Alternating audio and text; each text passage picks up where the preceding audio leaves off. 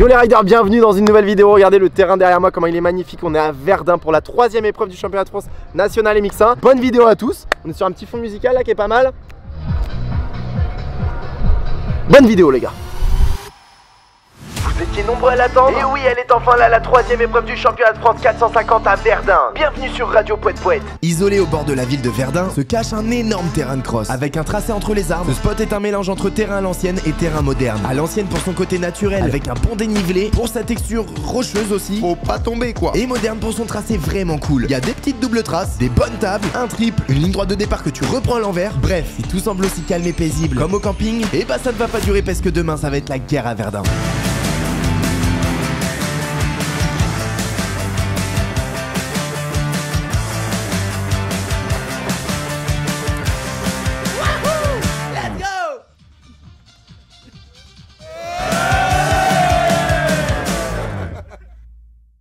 On est arrivé à Verdun, voilà, on a fait 4h30 de route avec le sourire. Il fait très beau, ça fait plaisir, c'est la première bonne nouvelle. Et c'est la 3e épreuve du championnat de France national 450. Alors déjà la première question, pourquoi il n'y a pas eu de deuxième épreuve? Le race de la deuxième épreuve en plus c'était à Sacé. Donc ça fait un peu chier parce que le terrain était préparé à la perfection. On avait prévu de faire une très belle vidéo à Sacé, c'était magnifique le samedi. Mais le dimanche, on a eu de la pluie, beaucoup de pluie. On a eu la mer et les poissons même. Et donc mes manches à la GoPro, pour résumer, elles ressemblaient à ça.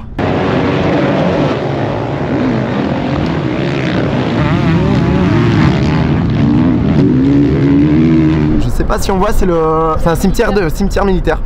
Cimetière de la Première Guerre mondiale, voilà, juste ici. Tu dis pas des conneries.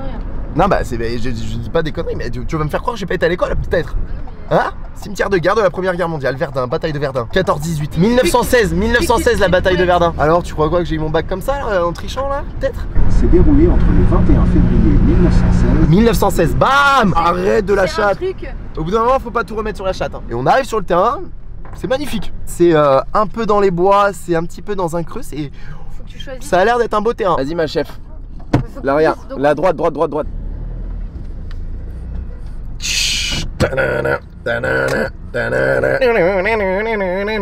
Alors Jamy, où sommes-nous? À Verdun, mais la guerre de 1916.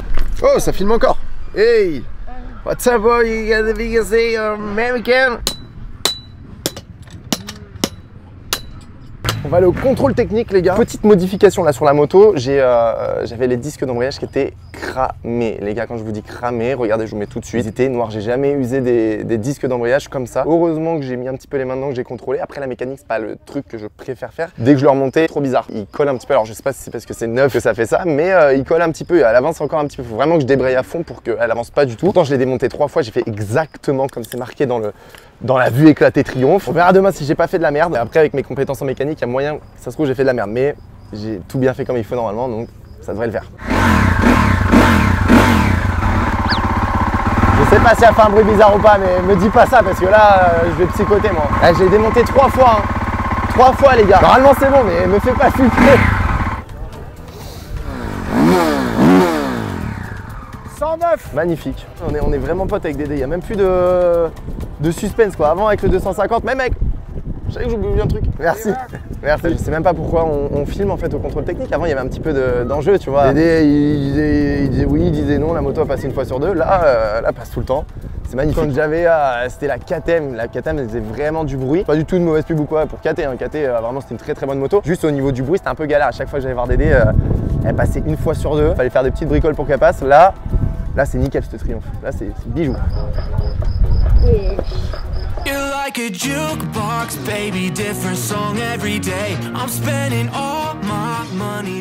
C'est parti pour le track walk, le tour de terrain à pied. On va commencer par la grille de départ qui est juste derrière moi. La grille de départ, il y a 40 places et ça fait un virage en S au bout. Je sais pas combien on est d'inscrits demain, mais normalement il n'y aura pas de deuxième ligne. Par contre la texture les gars c'est béton, c'est de la roche, ça a l'air d'être du caillou à mon avis ça pour que ça creuse, pour que ça fasse des ornières. Bah ça fera pas d'ornières je pense ici.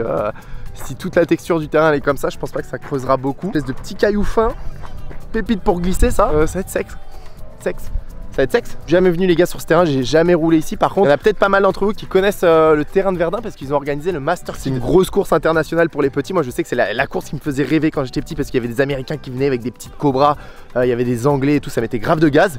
Mais je suis jamais venu. Alors peut-être parce que je m'étais passé de gaz. Ah ouais, le terrain il est vraiment beau. Vraiment beau. Derrière c'est vraiment stylé. Ah vous savez moi maintenant je viens faire des courses, je regarde que le bel environnement. Le cadre, ah oui, on se fait plus chier. Ah faut vraiment que je me trouve une motivation les gars là, hein, ou je sais pas, un mental. Si quelqu'un vend un bon mental, j'achète. Oh, c'est pas le 4,5, c'est pas le 4,5 parce que moi j'aime bien en vrai le 4,5, j'adore rouler sur le 4,5, c'est juste moi le mental quoi. Dès que c'est un peu dur, dès que je pars mal, dès que je vois que je suis un peu derrière, bah voilà, faut vraiment que je m'achète un mental. C'est pour ça les gars, si vous avez un mental, vendez-le moi s'il vous plaît. Va venir falloir chercher les appuis là derrière, taper dedans. Voilà, ça c'est la théorie. Maintenant la pratique demain, 33e. Il y a le président qui est venu me voir tout à l'heure, il nous a dit qu'ils allaient arroser. Donc là pour le moment c'est hyper sec, mais c'est normal puisque là en plus en plein cagnard comme ça sert à rien d'arroser. Mais là il commence à préparer, à installer tout pour arroser. Mais il m'a dit quand même s'il y avait une petite pluie ça aurait été mieux. Parce que là c'est très sec. Il est beau hein, franchement il est bien préparé. On voit les petites traces au sol là des chenilles. Et le seau derrière là, quand tu regardes comme ça d'en bas là, il envoie vénère. Allez petite par contre, gros appel, petite table. C'est hyper grand, ça va tout là-haut là, ça revient ici. Le tracé est très bien fait, j'adore le tracé. Dommage que je fasse de la cueillette aux champignons en ce moment sur le 4,5 parce que j'aime vraiment bien les terrains rapides comme ça, bien dessinés. Que la petite texture, là, des petits caillots, du petit falin comme ça, parce que je suis en train de monter la côte de l'enfer là. Que de la caillasse. Ah, c'est ouf, ça va être marrant à rouler. Le terrain a l'air de me plaire, maintenant on va voir demain. Si j'arrive à m'exciter un petit peu sur la moto, ça serait bien que j'arrive vraiment à au moins me faire plaisir. La place en vrai on s'en fout, mais c'est généralement quand tu te fais plaisir, derrière il y a la place qui suit. On est bien installé, tout est fait, on va pouvoir aller rentrer au BNB et on verra demain si on met du gaz les gars, j'espère.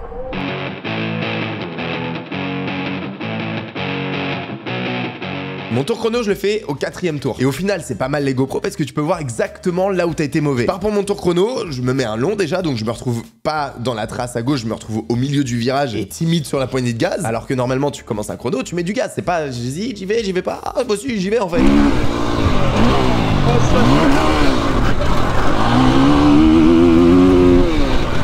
Des petits détails, mais dans un tour chrono, faut tellement optimiser toutes les traces et essayer de sortir le meilleur chrono. Que toutes ces petites erreurs, ça compte parce que parfois il peut y avoir 5 ou 8 pilotes dans la même seconde. Après, je tape le poteau dans le protège-main et c'est à partir de ce moment-là que je commence à me mettre dans mon rythme. Mais là, il y a déjà 1 seconde, les gars, de mort. Heureusement, j'étais mieux sur la fin du tour quand même.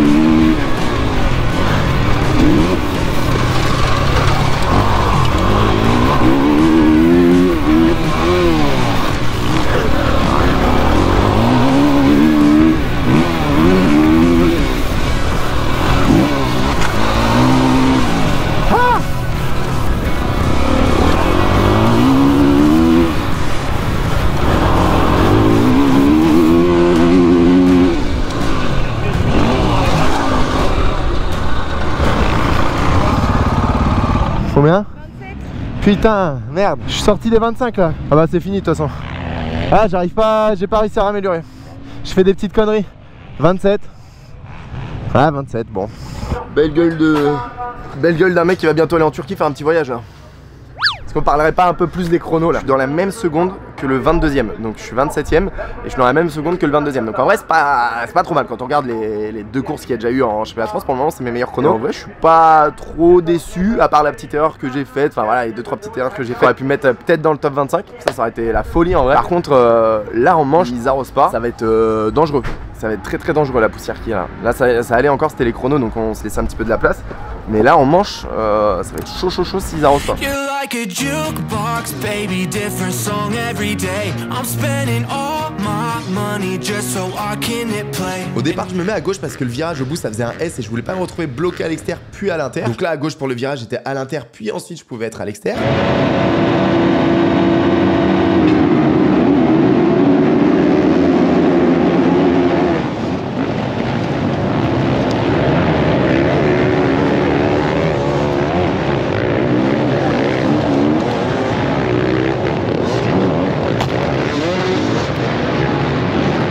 Sortie de grille, l'embrayage je l'ai bien remonté du coup, mais je freine un peu tôt, manque de coronesse, et ce qui fait que je pars dans les 20-25. Et évidemment c'est le début de la course, les mecs sont complètement zinzin, moi je fais attention de rester sur mes roues déjà, surtout que je vois déjà un mec devant moi en train de sauter la moto d'un autre pilote en mode enduro.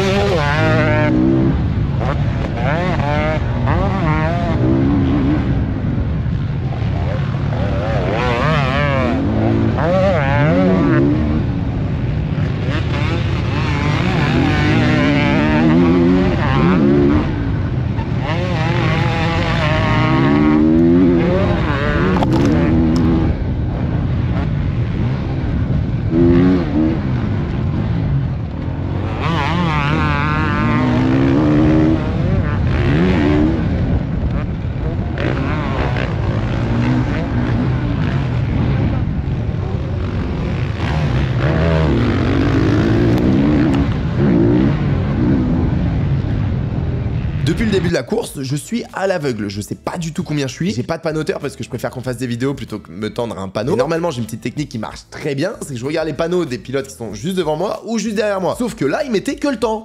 Le mec qui engueule les panoteurs des autres pilotes. Bon, là, ma petite technique, elle marchait pas du tout. Je pouvais très bien être 20ème comme 30ème. J'en sais rien.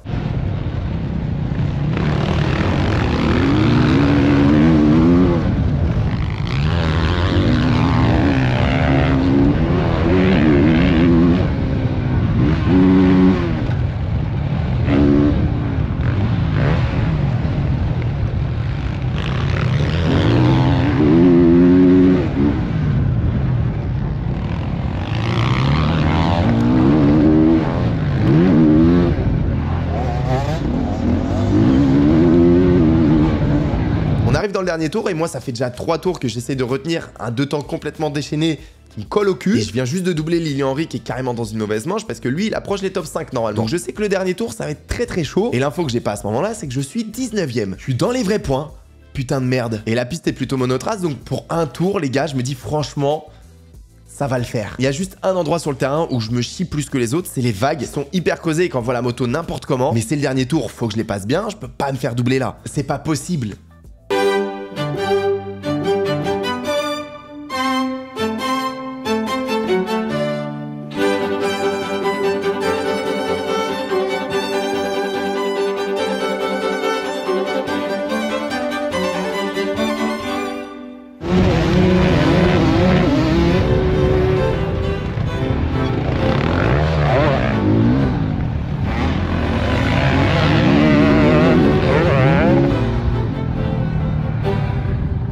Fait doubler par les deux en même temps, au même endroit, dans le dernier tour, alors que j'étais 19. Les vrais points avec de l'argent.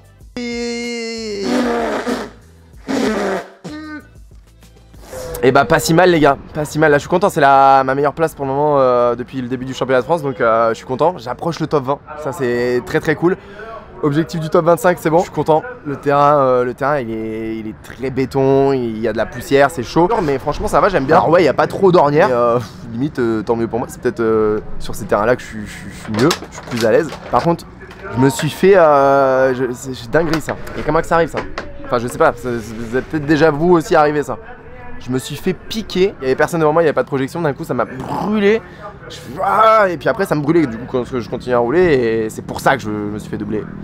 C'est pas du tout parce qu'il était meilleur que moi. Shot m'ont fait un truc très cool là quand il fait chaud comme ça. Ils m'ont demandé de me faire un maillot exprès aéré. Et ils m'ont fait cette petite dinguerie. Bon bah il est à l'envers là mais je vous le retourne. Bam. Franchement les petits maillots comme ça là, un petit peu loose, style un peu vintage et tout, j'aime beaucoup. C'est très cool.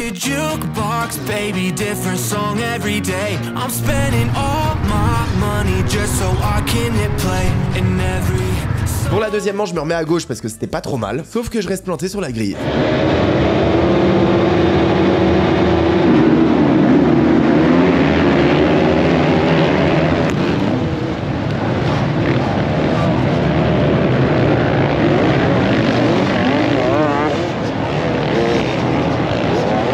C'est un beau départ de merde, mais surtout, on voit rien. Là, il y a un mec qui tombe, c'est impossible de l'éviter. Faut dire ce qui est, à ce moment-là, dans ces conditions-là, c'est dangereux. Surtout qu'à la GoPro, ça fait pas comme en vrai, ça fait pas comme quand on est sous le casque, ça atténue un peu. Et là, j'avoue, je fais hyper attention, je vais pas risquer ma vie pour gratter 4 places. J'attends que ça s'écarte un petit peu pour qu'il y ait moins de poussière, sauf qu'il y a pas moins de poussière.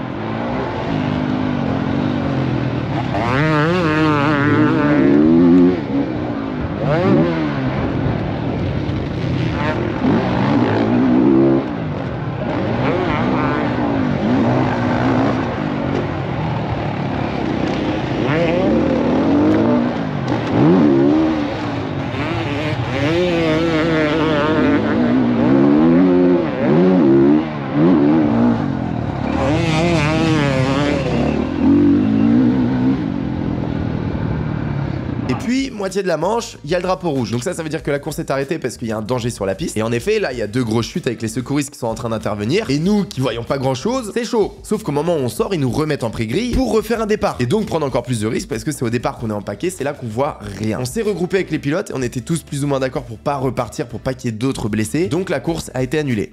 Allez, c'est validé.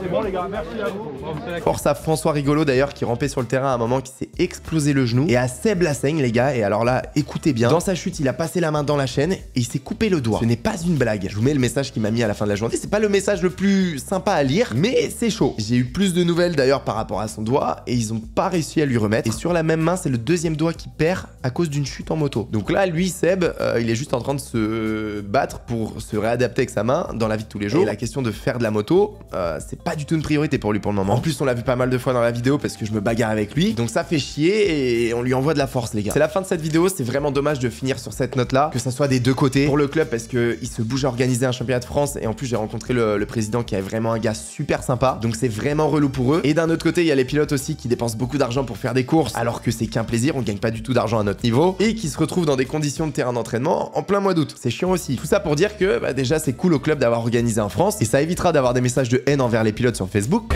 Comme quoi, l'école c'est important. À tous les minots qui regardent les vidéos, écoutez un minimum si vous voulez pas écrire et finir comme Isabelle. Prenez soin de vous, ridez bien. Bisous bisous.